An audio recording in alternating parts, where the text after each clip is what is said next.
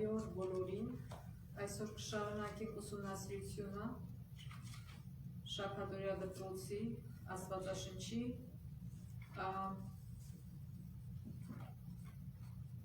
այսօրվա մեր թեման կոչվում է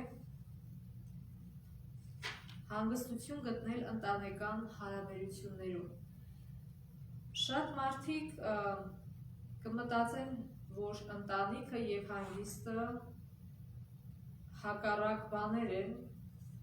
և շատերը հանգիստ փնտրում են հակառակը ընտանիքից դուրս։ Եվ այսօրվա հիշելու համարն է, ուրեմն դուք սիրելիներ, նախապես իմանալով, զգույշ եղեք, որպեսզի անօրենների մոլորությամբ հափշտակվելով, ձեր հաստատուն վիճակից չընկնեք։ Աճեք մեր Տեր ու Փրկիչ Հիսուս Քրիստոսի շնորհով և գիտությամբ, նրան փառք, այժմ և մինչև հավիտենական օրը, ամեն։ Բ Պետրոս 3:17-18 Որոշ հոգեբաններ, Գերցել ազգանունով, երևի ամուսնիկին որոշում են ուսումնասիրել, թե ինչ ազդեցություն է թողնում մարդու վրա ընտանիքի ոչ անբարենպաստ լինելը, կամ ինչ է օգնում մարդկանց կատարելության հասնել իրենց բնագավառում, և նրանք վերցրեցին որոշ մարդկանց, որոնք համարյա կատարելության են հասել իրենց բնագավառում, ասենք դերասանների,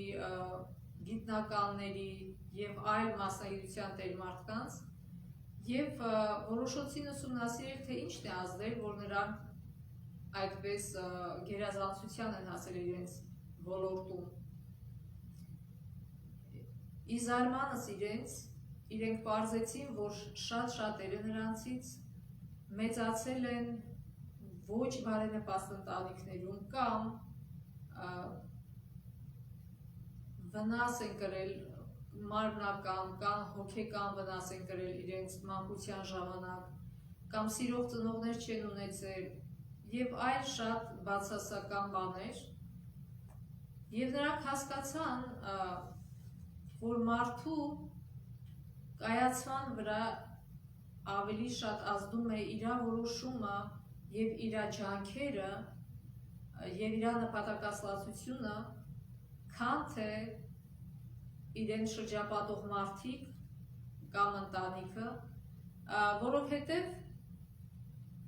մենք այսօր գիտենք շատ ընտանիքներում քույրերը եղբայրները իրար չեն սիրում, ծնողը մի երեխուն գերադասում է մյուս երեխայից և շատ վատ հետևանքներ ա լինում դրանից։ Եվ այսօր մենք Հովսեփի օրինակի վրա կտեսնենք, թե ինչպես է դա կատարվում, այսինքն Հովսեփը ինքը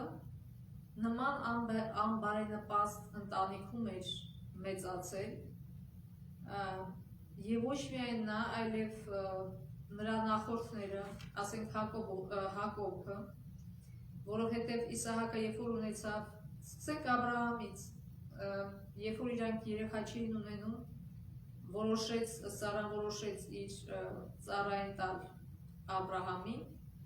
և դրանից արդեն շատ պրոբլեմներ առաջացան։ Նմանապես Իսահակը ավելի սիրեց Եսավին, քան թե Հակոբին, և այդ ամեն ինչը էլի շատ ցավալի հետևանքներ ունեցավ, և հիմա էլ Հակոբը փոխարենը դաս առնելով, որ պետք չի մի երեխային գերադասել մյուս երեխայից, ինքը սկսեց սիրեց Հովսեփին, Ռաքելի առաջին որդուն, ավագ որդուն Ռաքելից, ավելի շատ, քան թե մյուսներին, նույնիսկ նրա համար գույնզգույն զգեստ գնեց, որ այն ժամանակ շատ հարուստ հայտնի մարդիկ էին կրում, և այս ամենը բորբոքեց մյուս եղբայրների, այսինքն 12 որդի ուներ, Հակոբը գրգռեց նրանց նախանձը և դժգոհությունը։ Եվ նրանց բնավորությունները լավ չձևավորվեցին այդ ֆոնի վրա, օրինակ իրանք քույր ունեին, մի հատ քույր ընդամեն ունեին, Հակոբը մի հատ աղջիկ ուներ Դինա անունով, եւ կոպիտ ասած շատ ուշադիր չեղան իրենց քրոջ հանդեպ, նա մի օր քուրը որոշեց հետաքրությունից դրդված գնալ մոտիկից ծանոթանալ հեթանոսների հետ, հեթանոս ազգի կողքերն էին իրանք ապրում, եւ երբ որ այնտեղ էր մի հայտնի մարդու հայտնի հարուստ մարդու զավակ նրան բռնաբարեց,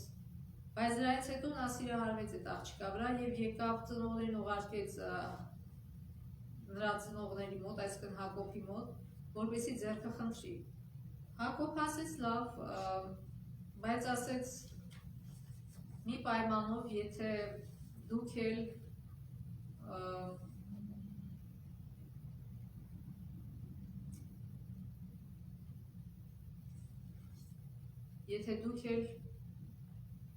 ցանկություն հայտնեք միակ Աստծուն ավելի մոտիկից ծանոթանալ, եւ դա դրսևորվում էր այն ժամանականշաններ թլպատությունը, նրանք առաջարկեցին նրանց թլպատվել, այսինքն ուրիշ բառերով ասած նրանք ուզում էին ծանոթացնել հեթանոսներին, որ միակ ճշմարիտ Աստված կա, եւ դա լավ հնարավորություն էր իհարկե, բայց ցավոք Հակոբի ավագ որդիները այդ ամբողջը զրոյացրին, որովհետև երբ որ այս մարդիկ համաձայնվել եւ թլպատվել էին, եւ թլպատվելուց հետո շատ վատ վիճակում էին, նրանք գնացին եւ սպանեցին այդ քաղաքի բոլոր արուներին եւ շատ մեծ վտանգի տակ դրեցին իրենց ընտանիքը եւ նրանք ստիպված էին հեռանալու, այսինքն հեռանալու այդտեղից, որպեսզի հետո իրանք էլ վրեժի չարժանան այդ մարդկանց կողմից, այսինքն այդ հնարավորությունը ինչի էր լույսը բացվել Աբրահամին, Իսահակին, Հակոբին, որպեսզի նրանց միջոցով այդ լույսը տարածվել հեթանոսների վրա, մի աստվածության լույսը, բայց ցավոք որդիների պատճառով մի երկու, կարծեմ Սիմեոնն ու մի ուրիշն էին, իրանց պատճառով այդ հնարավորությունը փակվեց, փոխանակ այդ մարդկանց լույսը տանելու նրանք վերցրեցին ու սպանեցին այդ մարդկանց։ Շատ ուշադիր լինենք մեր գործողություններին, թե մենք ինչ ենք անում։ Եվ նման ընտանիքում մեծացած Հովսեփը պետք է անցնել շատ երկար ճանապարհ, որպեսզի դառնար այն, ինչ որ ինքը դարավ։ Բայց երբ որ կարդում ենք Եվ տեսնում ենք ուրեմն, որ մարդիկ շատ թերություններով լեցուն են, բայց երբ որ կարդում ենք Եբրայեցիս 11 գլուխ 17-ից 22 համարները կարդանք, տեսնում ենք, որ Աստված այստեղ նրանց համարում է հավատքի հերոսներ եւ այստեղ չի հիշում նրանց մեղքերը, նրանք ամեն մեկը տարբեր մեղքեր էին գործել, բայց նրանց, թե ինչպես է նրանց հավատքը աճել, նրանք դա սովորեցին ինչպես անցնելով հավատի, սիրո եւ Աստծուն վստահելու հաճախ ծանր ճանապարհը, պայքարելով նաեւ ընտանեկան կնճռոտ հարցերի դեմ։ Ուրեմն կարդանք Եբրայեցիս 11 գլուխ 17-ից 22 համարները։ Հավատքով Աբրահամ իր փորձված ատենը Իսահակը պատարակ մատուցանեց, թեև ինք խոսում արած էր, բայց իր մեկ հատիկ որդին կմատուցաներ, որոնց համար ասված էր Իսահակով քեզի սերունդ պիտի տրվի, քանզի Աբրահամ կմտածեր, թե Աստված կարող է մեռելներն Իսահակը հարուսանել, ուստի որպես նախատիպար ընդունեց Զանիկա։ Հավատքով Իսահակ գալու բաներում վրա մարգարեանալով օրհնեց Հակոբ ու Եսավը։ Հավատքով Հակոբ իր մեռնելու ատենը Հովսեփի որդիներին յուրաքանչյուրը օրհնեց եւ երկրպագություն արեց իր գավազանի գլխու վրա հենվելով, Հավատքով Հովսեփ իր վախճանելու ատենը հիշեցուց Իսրայելի որդիներուն Եգիպտոսեն ելելը ու իր ոսկորներուն համար պատվեր տվավ։ Ուրեմն սա ինչ է ցույց տալիս, որ Աստված գիտի, որ մենք մեղավոր ենք, տեսնում է մեր մեղքերը, բայց նա ջանք է թափում մեր վրա, եթե մենք թույլ տանք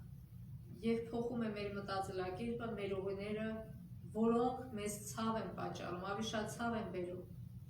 քան թե երանություն։ Աստված ինչի ազում մեզ փոխի, որպեսզի մեզ ազատի մեր խնդիրներից, որտեղ մեր մտածելակերպը եւ մեր գործողություններն են, որ մեզ կանգնացնում են խնդիրների առջև։ Աստված ուզում է մեզ սովորեցնել ճիշտ մտածելակերպ եւ ճիշտ գործողություններ, որպեսզի մենք դառնանք այն, ինչ որ ինքն է ուզում եւ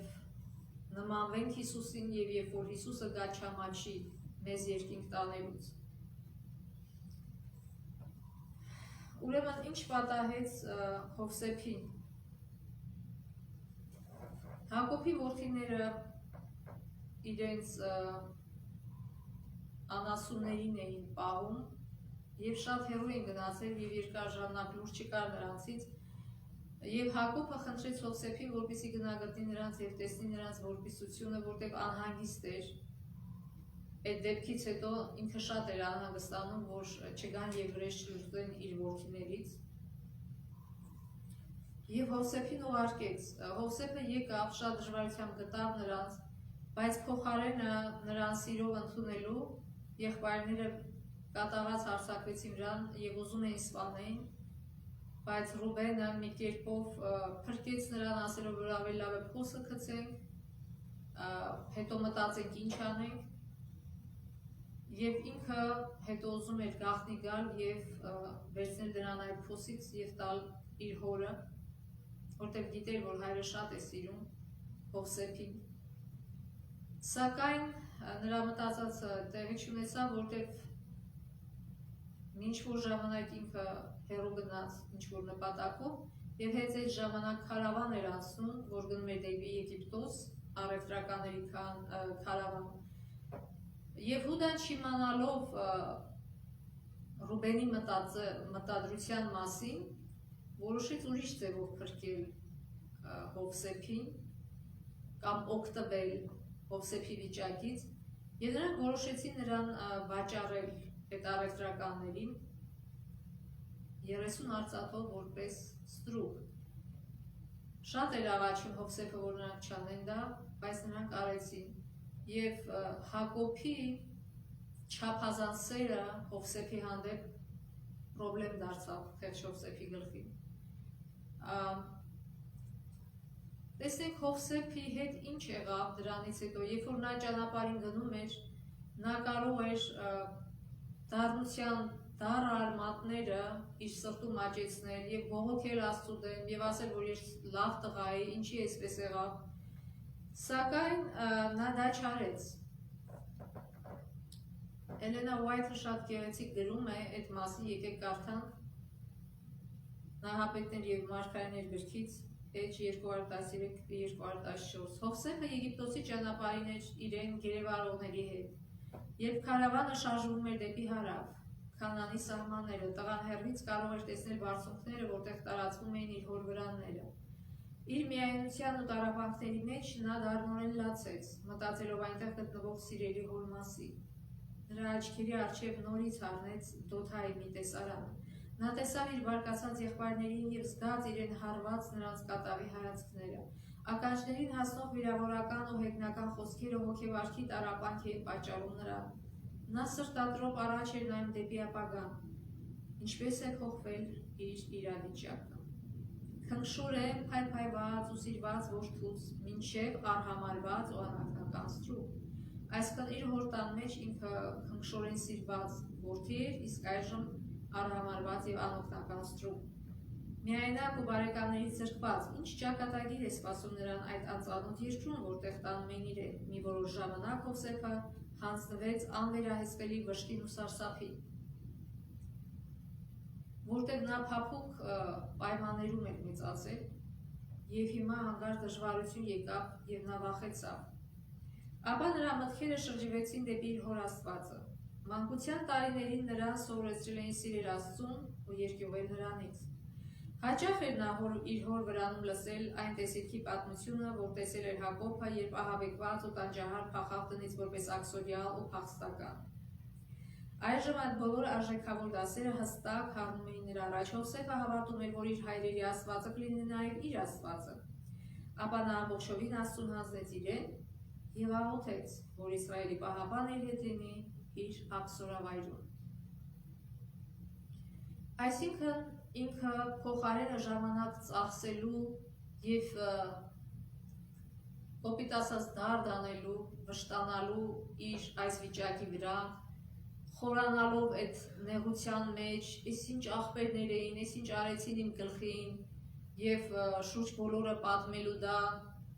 ինքը ուրիշ ընտրություն կատարեց։ Ինքը որոշեց ոտքի կանգնել։ Ով կարող է ոտքի անել մարդուն։ Աստված, այդպիսի անօգնական վիճակից, նա որոշեց վստահել Աստծուն։ Երբ որ Աստված մեր կյանքում անում է ինչ-որ բան, երբեք փափուկ մեծացած մարդը չի հասնի շատ բարձունքի, որովհետև այդ փափկությունը շատ է խանգարում մարդուն եւ հիմա Աստված ուզում էր այդ փափկությունից ազատել Հովսեփին եւ դրա համար նրա կյանքում թույլ տրվեց այդ միջադեպը ոչ թե նրան վնասելու, այլ նրան օգնելու համար, կառուցելու համար նրան նոր նկարագիրը, ավելի նրա հասունանալու համար, որտեղ հոր չափազանց սերը չէր թողում, որ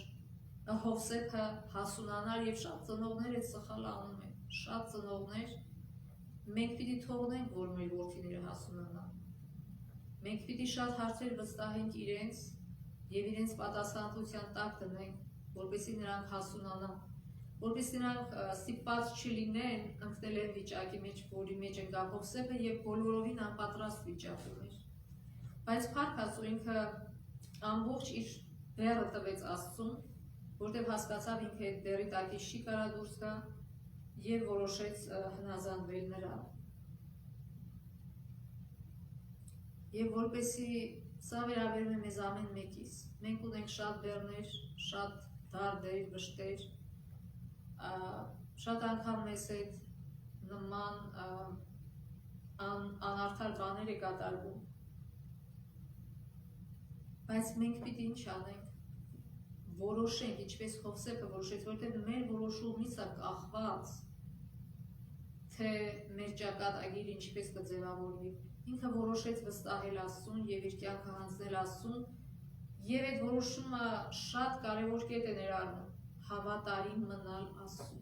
Ինքը այդ րոպեն որոշեց, որ ինչ էլ որ լինի իր կյանքում, ինքը հավատարիմ է լինելու Աստծուն։ Ինչ է նշանակում հավատարիմ լինել Աստծուն։ Նշանակում է, որ մարդ պիտի հավատարիմ լինի Աստծո օրենքին, Աստծո կանոններին, Աստծո ուզածին, Աստծո կամքին։ Դա է նշանակում Աստծուն հավատարիմ լինել։ Ոչ թե ասել Աստված ջան, մատաղ լինեմ քեզ, մեռնեմ ես քո ջանին։ Մեր գործերով, մենք պիտի հավատարիմ լինենք Աստծուն։ Տեսնենք արդյոք հաջողվեց Հովսեփին դա անել։ Եվ մենք Հովսեփը ինչ սովորեց, երբ որ ինքը եկավ եւ Փարավոնի, նրան գնեց Փարավոնի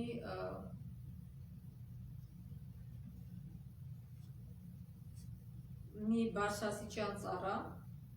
եւ տարավ իր տունը որպես ստրուկ, բայց տեսնելով, որ այս տղան շատ խելացի տղա է եւ գրել կարդալ գիտի, նրան նշանակեց 17 տարեկան էր ընդամենը Հովսեփը եւ տեսավ, որ շատ ազնիվ տղա է, նրան նշանակեց իր տան ամբողջ տան վրա։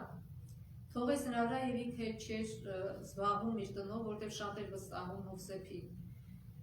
Ուրեմն ինչ եղավ, Աստված Հովսեփի մութը սարքեց լույս, երբ որ մենք վստահում ենք Աստծուն, երբ որ մեր կյանքում ինչ-որ բան է լինում, մենք չի պիտի տրվենք, թույլ տանք մեզ տրվել լացոկոցի, ողբի,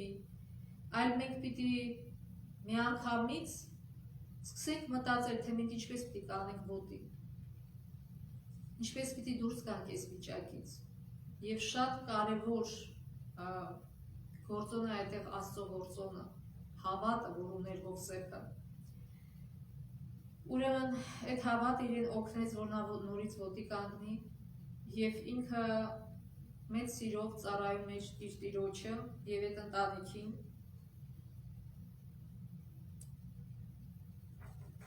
Ու փաստորեն նորից լույսը ծագեց Հովսեփի կյանքում։ Բայց ցավոք այդ լույսը երկար չտևեց, որովհետև իր տեր ուներ մի կին, որ մարդկանց նայում էր որպես իրերի։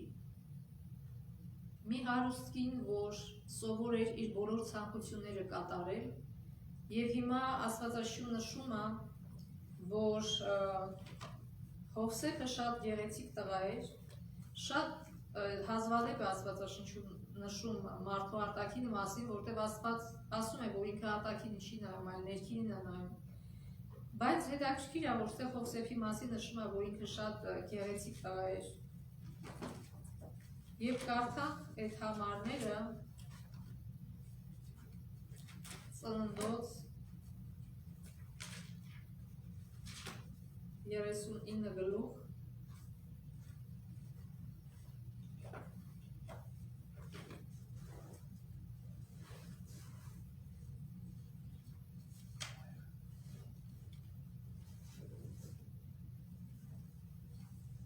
7-ից 10 համարները։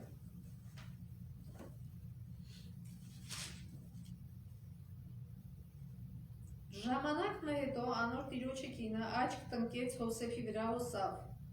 «Պարկե ինձի հետ», բայց Հովսեփ չհաճեցավ։ Իր տիրոջը կնոջը ասավ. «Ահա իմ տերս տանը մեջ իմ քովս ինչ որ կա, չի գիտեր, եւ իր բոլոր ունեցածին ձեռքս հանձնեց, այսքան վստահում է ինձ։ Այս տանը մեջ ինձ մեծը չկա, ու բան մա ինձ մեջ հարկիլեց, քեզ մեզ զատ, վասնցի դուն անոր կինն ես։ Այսինքն իմ տերը ամեն ինչ այս տան մեջ հանձնել է, ինձ բացի քեզանից, որտեղ դու իրանն ես։ Ուրեմն ես ինչպես այս մեջ չարությունը անեմ ու Աստծո դեմ մեղանչեմ։ Թեև կինը օրեօր Հովսեփին կսեր,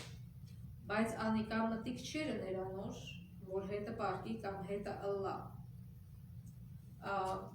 Ուրեմն տեսեք էլի Հովսեփը ճիշտ ընտրություն կատարեց։ Իհարկե սատանան փսփսում էր Հովսեփի ականջին, որ շատ լավ կլինի, ինչ վատ է, համ հաճույք ունենաս այդ կնոջ հետ գեղեցիկ կինա, համ էլ ինքը քեզ կօգնի ավելի բարձր կգնաս, ավելի հարուստ կդառնաս, բայց Հովսեփը սովորել էր լսել ավելի շատ Աստծո ձենը եւ հնազանդվել Աստծո ձենին, որտեղ Աստված ասում է՝ մի շնացիր։ Եվ հավատի մարդը այդպիսին է լինում։ Իսկապես պիտի այդպիսին լինի, որպեսզի Աստծո անունը փառավորվի։ Իր Տերը կարող է եւ սկիչ իմանալ այդ մասին, բայց ինքը առաջին ասեց Աստծո դեմ ես չեմ մեղանչի։ Ի տարբերություն Դավիթի, ինքը ապրում էր, այսինքն Դավիթն էր ապրում Աստծո ներկայության մեջ, բայց Աստծո ներկայությունը Դավիթը մի որոշ ժամանակ կորցրեց եւ այդ պատճառով ընկավ մեղքի մեջ, բայց փառք Աստծո Հովսեփը ճիշտ ընտրություն կատարեց։ Ինքը զգում էր, որ ինչ որ ինքը անում է, Աստված տեսնում է։ Մենք եթե ամեն մեկ էդի հասկանա, այսքան պրոբլեմ չի լինի այս կյանքում։ Եթե ամեն մեկը հասկանա, որ Աստված տենում է մեր ամեն մի խոսքը, ամեն մի գործը, շատ մարդիկ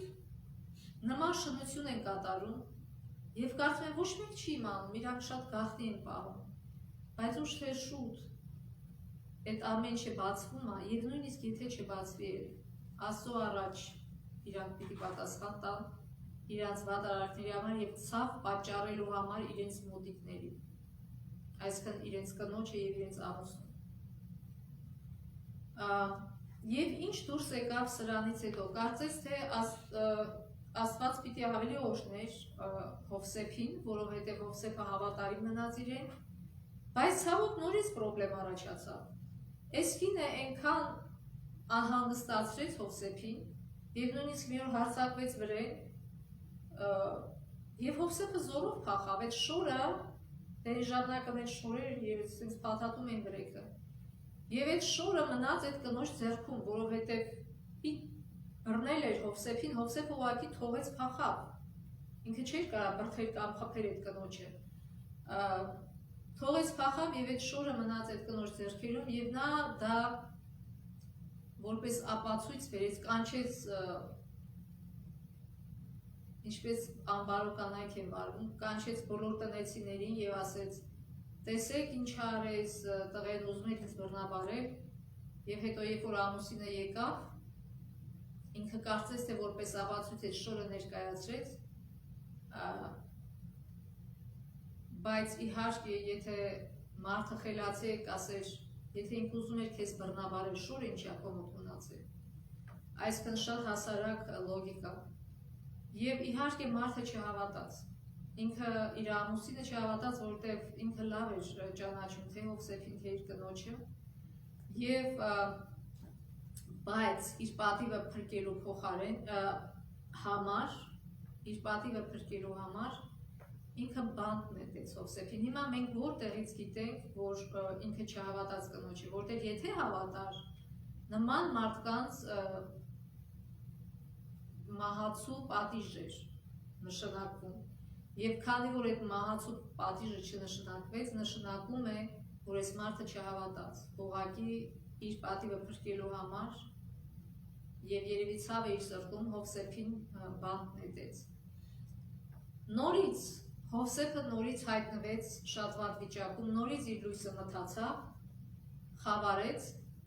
բայց նորից Հովսեփը որոշեց վստահել Աստծուն։ Եվ փոխարենը այդ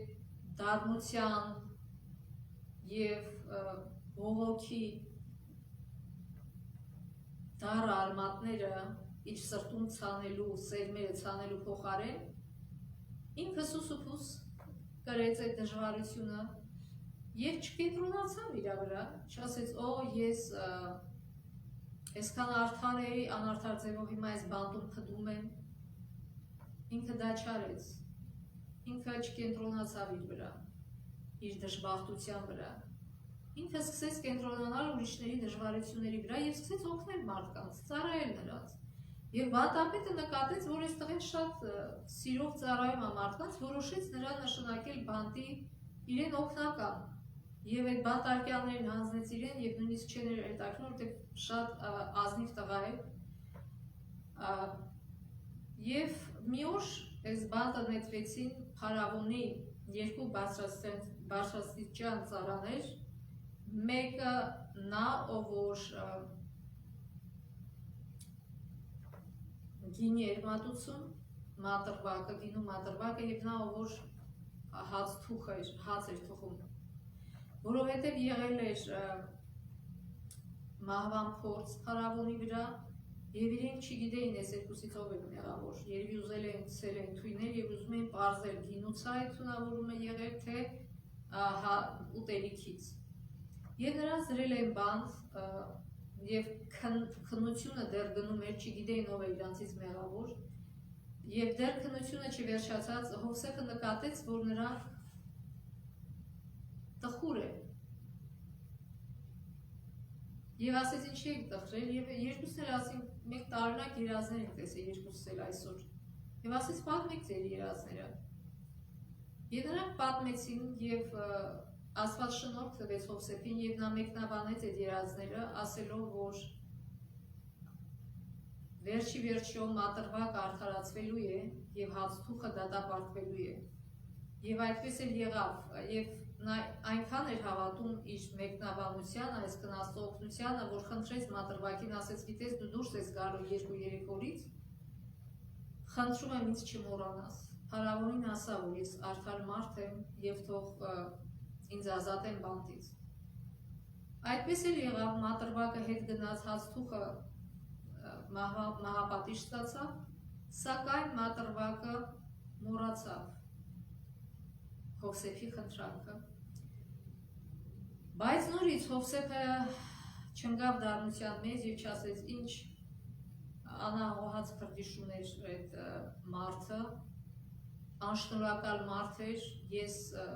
օգնում էի իրանց, բայց ինքը մոռացավ։ Նորից այդ դառնության սերմերը չցանեց իր սրտի մեջ, այլ հավատարմորեն ծառայում էր,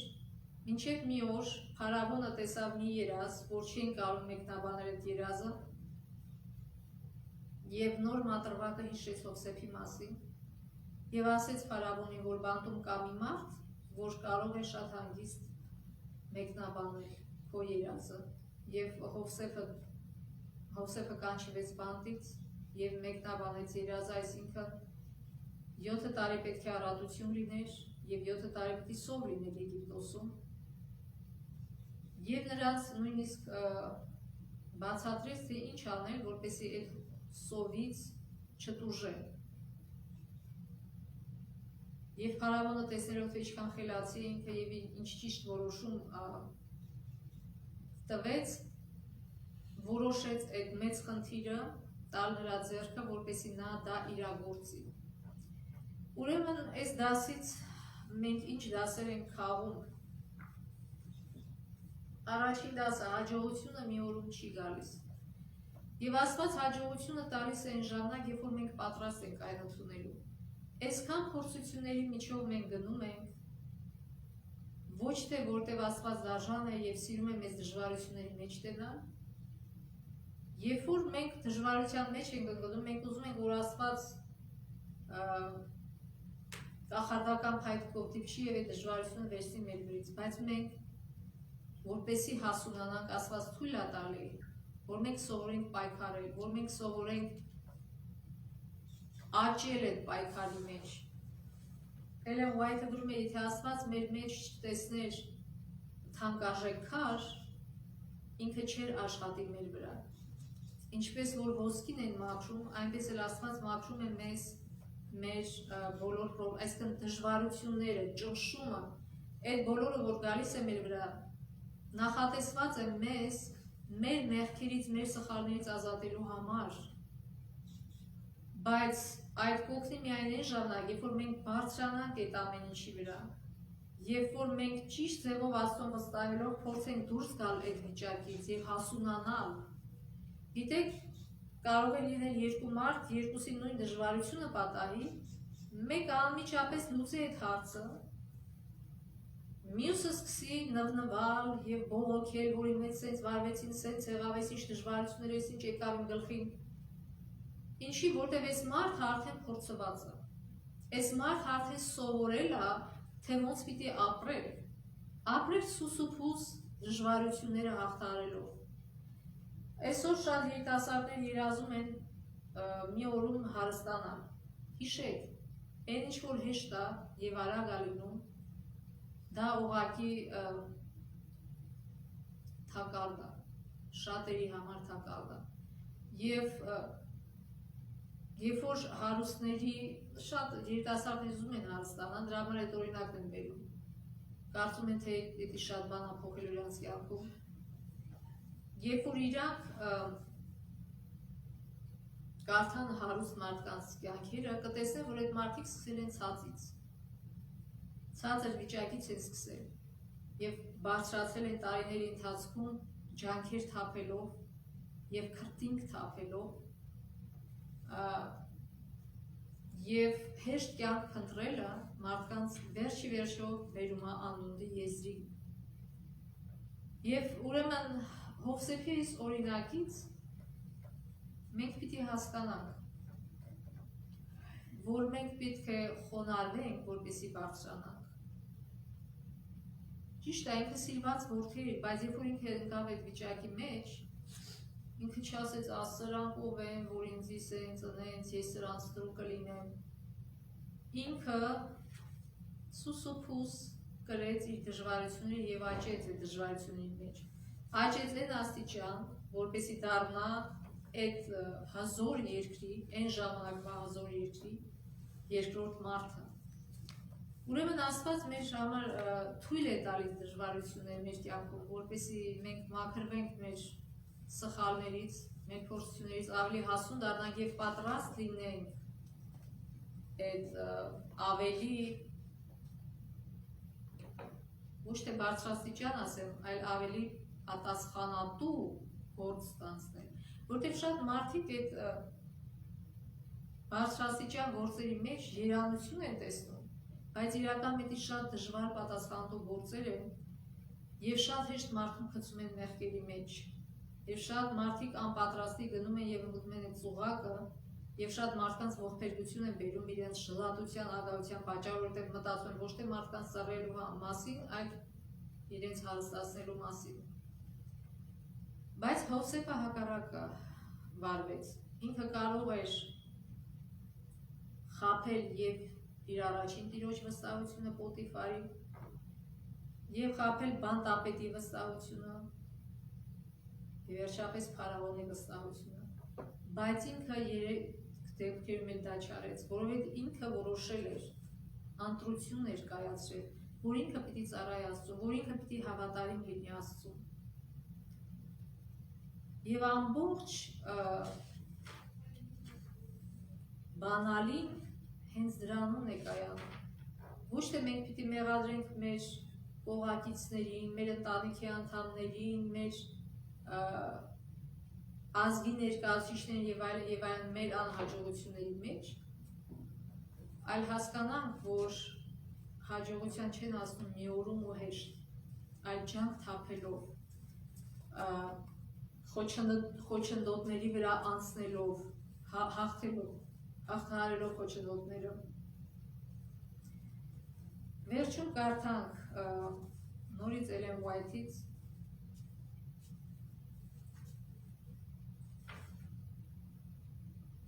Մարգարեական հոգի գրքից, հատոր առաջին էջ 132։ Սա օրինակ է երկրի վրա երբևէ ապրած բոլոր սերունդների համար, այսինքն Հովսեփի օրինակը։ Աստված մեր ներկա օգնականն է, իսկ նրա հոգին վահանը,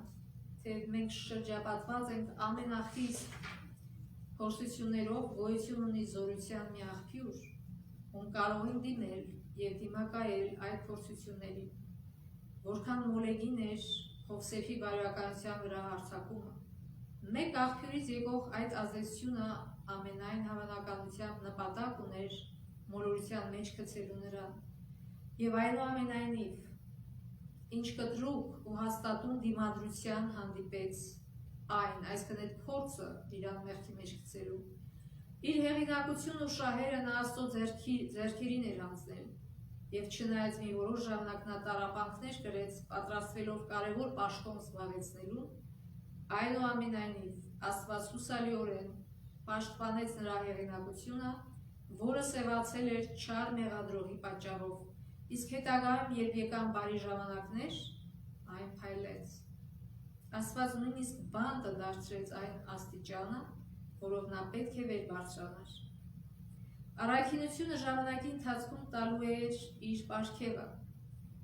Հովսեփի սիրտը ծածկող վահանն Աստծո երկյուղն էր, որ դրդեց նրան հավատարիմ լինել իր տիրոջը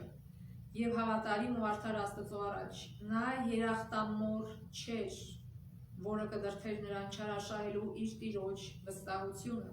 թեև Տերը կարող էր երբեք էլ չիմանալ այդ փաստի մասին։ Ուրեմն մենք պետք է մեր դժվարություններին եւ անարդարություններին եւ խոչընդոտներին նայենք որպես աստիճաններ, որ մենք պիտի հաղթահարենք, եւ այդ աստիճանը հաղթահարելու հետ մեկտեղ մենք դառնում ենք ավելի ուժեղ, ավելի բարի, ավելի դիմացկուն։ Ռուսերեն խոսք կա, «Тяжело в учении, легко в бою». Այսինքն, երբ որ սովորում ես, սովորելը դժվար է, երբ որ մի բան չգիտես, պիտի սովորես, պիտի փորձ ստանաս։ Եվ սովորելը շատ դժվար է թվում, որտեղ նոր նյութ ես ուզում իմանաս։ Բայց երբ որ լավ սովորում ես, լավ պարապում ես, պրակտիկ ջանքեր ես թափում, այդ ամենը բերում է իր արդյունքը եւ արդեն շատ ավելի հեշտ ես կյանքում քայլում, ավելի հեշտ ես հաղթահարում ամեն մի դժվարություն։ Հեշտությունից չի սկսում, սկսում է դժվարությունից սկսում է և հեշտանում է։ Իսկ շատ մարդիկ այսօր ուզում են հեշտությունից սկսեն, որը տանելու է նրանց դեպի անդունդը։ Թող Աստված իմաստություն տա մեզ։ Այո, այսօր կյանքում շատ անարդարություններ կան և անարդար մարդիկ շուտով չեն պատժվում, բայց այդ չի նշանակում, որ Աստված չի վերահսկում ամեն ինչ, Աստված վերահսկում է։ Ուղղակի ինքը ժամանակ է տալիս և այդ անարդար մարդուն, և մյուսին, նա ուզում է բոլորին փրկված տեսնել։ Եվ Աստծո համար դժվար չի վերականգնել ոչ մի կորուստ, սա պետք է լավ հիշենք։ Ինչքան էլ որ մենք կորուստ անենք մեր կյանքում, Աստված ի վիճակի է դա վերականգնել, երբ որ մենք ճիշտ ձևով ենք այդ խոչընդոտ, այդ դժվարությունը հաղթահարում, ոչ թե ուրիշներին վնասելով հելում ենք վերև, այլ մեր ճամփան, ինչպես Պայուլ Սևակն այր որդուն գրել, դու մի ձգտիր ասֆալտ ճամփով անցնես, այլ ձգտիր ինքդ ճամփա սարքես, ինքդ ճամփա արդես։ Ինչքան էլ հոգևոր լինեն մեր ծնողները, իրանք չեն կարող ժառանգություն տալ մեզ իրենց հոգևորությունը, իրենց հոգևոր փրկությունը։ Մենք պիտի ընտրություն անենք, դա մեզնից է կախված։ Մենք պիտի ամեն օր ընտրություն անենք Աստծուն ծառայելու։ Պողոսը գրում է, ես չեմ համարում ինձ հասած, այլ ամեն օր ձգտում եմ, որպեսզի հասնեմ, որտև քանի սատանանք այդ պայքարը կա, և ամեն օր մենք մեր կյանքը պիտի հանձնենք Աստծո ձեռքերը, և խնդրենք Աստծուն, որ իր շնորհքով ճիշտ որոշումներ կայացնենք ամեն մի հարցում, և ճիշտ իրագործենք այդ որոշումները։ Դա կարող լինել միայն Աստծո շնորհքով և օգնությամբ։ Քանի մարդը չի հասկացել դա, նա շատ դժվարությունների կհանդիպի և շատ դժվարություններ իր սրտում դառը սերմեր կցանեն, որը կհասցնի ատելության և ինքնաոչնչացման։ Աստված տա, որ մենք երբեք այդ ճանապարհով չգնանք, այլ Հովսեփի օրինակին հետևենք։ Միշտ զգանք Աստծո ներկայությունը մեր կյանքում և միշտ ձգտենք ազնիվ լինել և անենք այն, ինչ որ գիտենք, որ ճիշտ է, չնայած բոլոր հետևանքները անցնենք Աստծուն։ Թող Աստված մեզ օրհնի։ Ամեն։